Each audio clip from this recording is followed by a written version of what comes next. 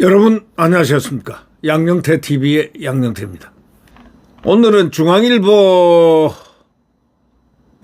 그 단독 보도한 것, 그러니까 특종을 한 보도를 얘기를 해드리겠습니다. 사설 논평까지도 이제는 반론하겠다는 여당이 언론중재법을 만드는 모양입니다. 완전히 사설이고 논평이고 신문도 다 장악하겠다는 그런 말 아닐까요? 이 사법부 문체부까지 우려를 표명했습니다. 사법부도 우려 표명하고 해당 부서인 문체부도 우려를 표명했습니다. 이 사람들은 도대체 뭐 하는 사람들입니까? 더불어민주당이 허위 조작 정보 근절법, 소위 정보통신망법 개정에 이어가지고 드라이브를 걸고 있는 언론중재법 개정안에 대해서 법원의 행정처는 물론 소관부처한 문화체육관광부도 법안의 문제점을 지적한 것으로 확인됐습니다. 이 더불어민주당 언론개혁특별위원회 최민희 위원장이 바로 최민희 잘 알죠? 과방위원장 했던 이 사람은 또 더불어민주당 언론개혁특별위원회 최민희 위원장, 자기가 무슨 언론인입니까? 맞습니까? 최민희가 언론인 맞습니까? 이 사람과 노정면 의원이 지난 10월 국회에서 열린 언론개혁특위 허위 조작 정보 근절안 발표에서 서로 대화를 하는 장면의 사진까지 나왔습니다. 중앙일보가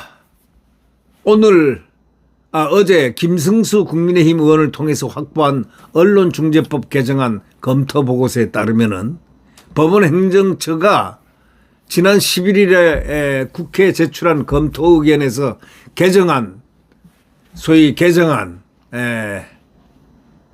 개정안이라는 건 이 개정안이 피해자의 권리 구제에 도움이 되는 것인지 또는 소송 절차 진행 등의 여러 현실적인 상황과 연계해서 살펴볼 필요 있다, 이렇게 밝힌 바 있습니다.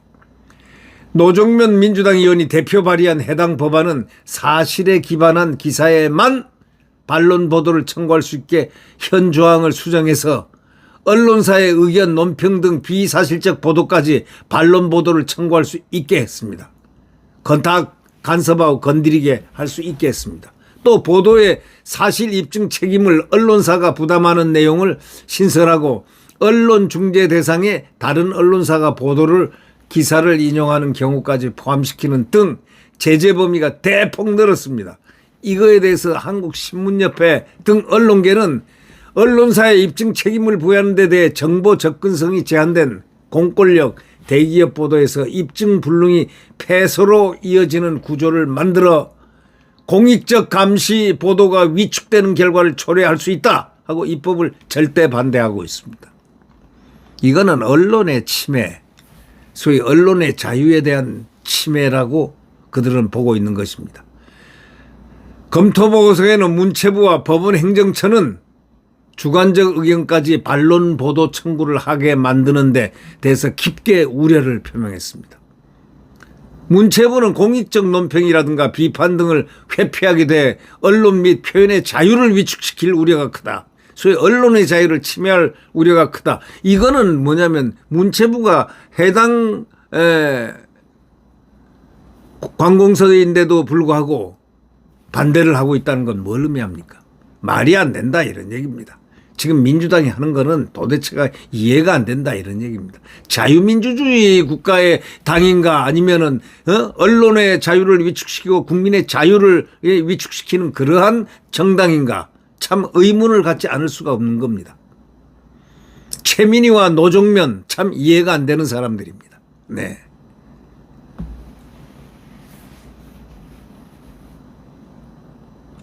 공익적 논평이나 비판 등을 회피하게 돼서 언론 및 표현의 자유를 위축시킬 우려가 크다면서 이 의견에 대해서 의견 형식이 돼 혼란만 가중시킬 우려가 있다, 이렇게 말했습니다.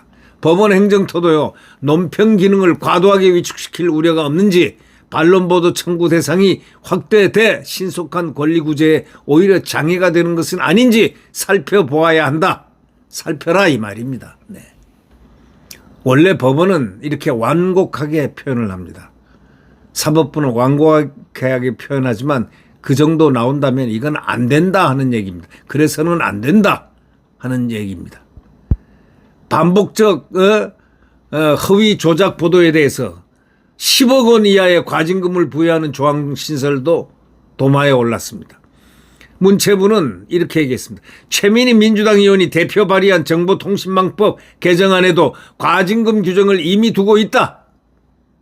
그러면서 언론중재법에 따른 과징금까지 부과하는 것은 과도한 중복 규제에 해당될 수 있다.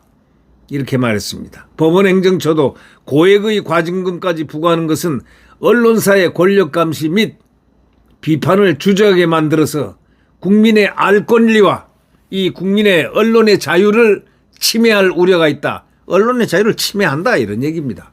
사법부가 이 정도 나올 정도면요. 이거는 보통 큰 문제가 아닙니다.